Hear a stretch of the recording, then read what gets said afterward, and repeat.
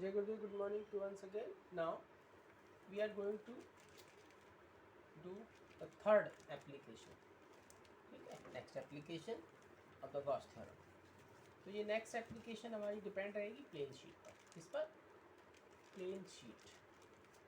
Plane sheet मतलब to determine the intensity of electric field.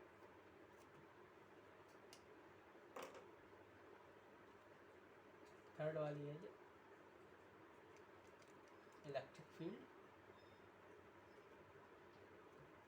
Due to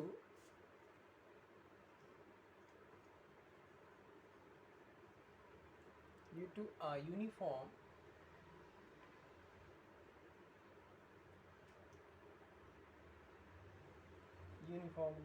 charged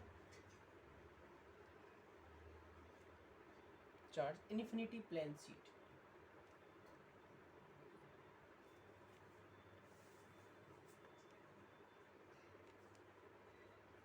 Infinity plane sheet.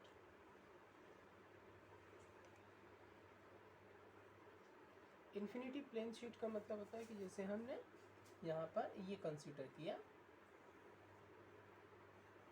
Infinity plane sheet ले लिए charge.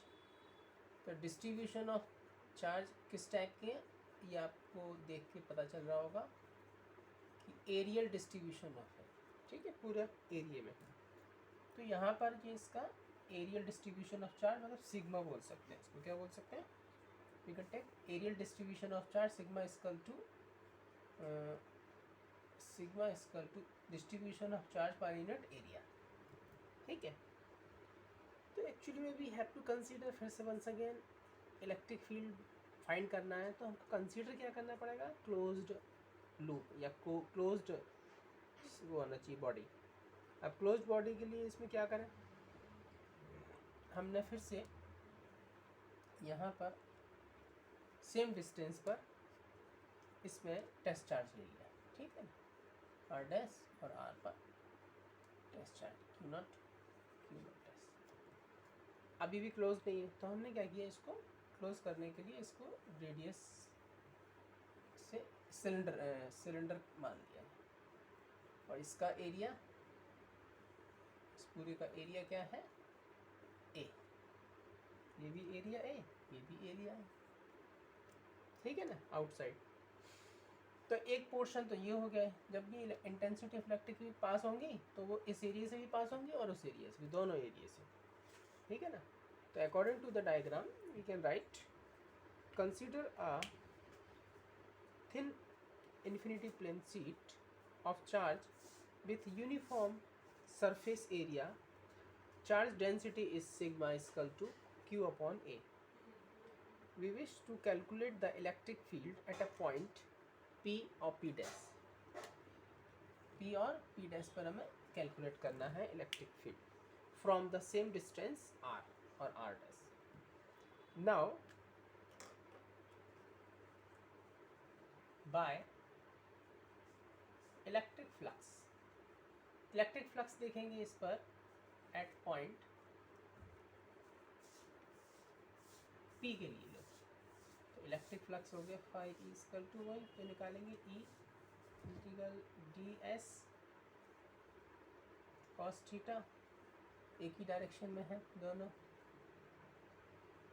ई का और M का, और डी एस का भी डी ए. ये theta equal to 0 E phi S D S. Area आएगा ई ए. कितना आ गया इसका एरिया? एक्चुअली में एरिया ए लिया है ना, इसलिए E A. Similarly at point T dash पर भी फाई ई ए हो गया. Total electric flux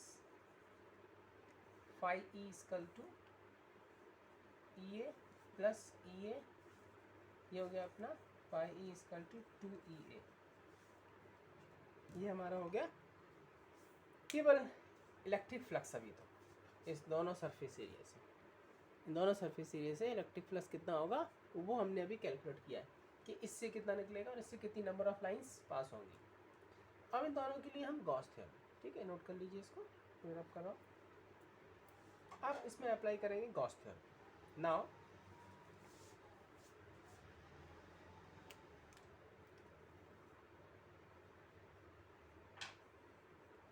by Gauss theorem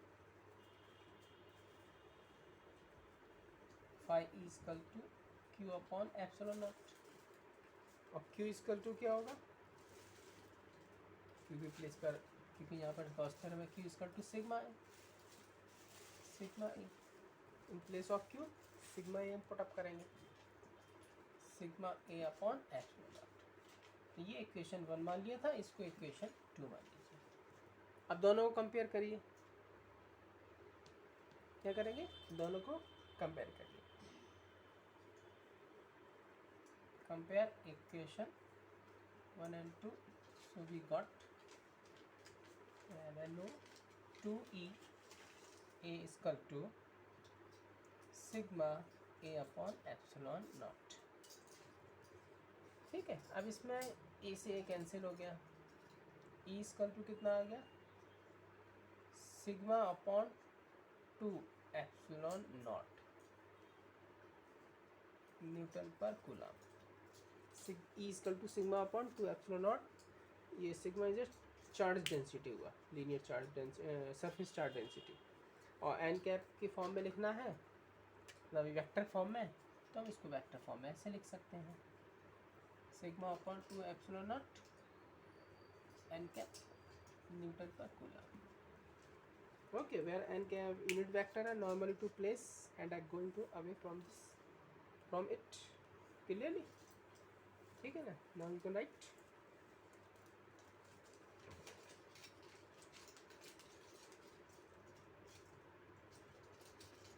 अब ऐसे भी हम और भी जैसे टू प्लेन शीट ले ली इसकी प्लेस पर, ठीक है, कॉन्सेप्चुअल क्वेश्चन, जैसे कि ये तो एक प्लेन शीट के लिए ये आगे E equal to sigma upon 2 epsilon naught, understood.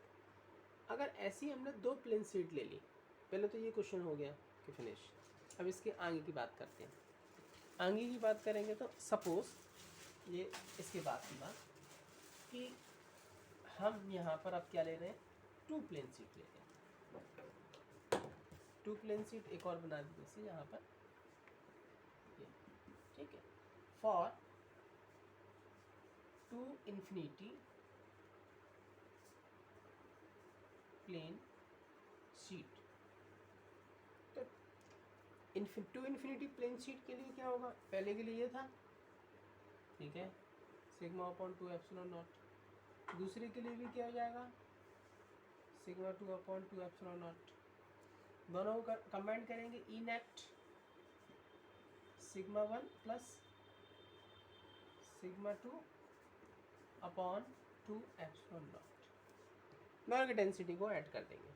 तो ऐसे ही कंटिन्यू, अगर और भी ज़्यादा ले रहे हैं तो continue we have to add, it is a third region के लिए, फर्स्ट रीजन, सेकंड रीजन, क्योंकि इसमें ये भी डिपेंड करता है कि region intensity of electric field कैसी है, उसके कंपैरिजन में सेम है कि अपोजिट है।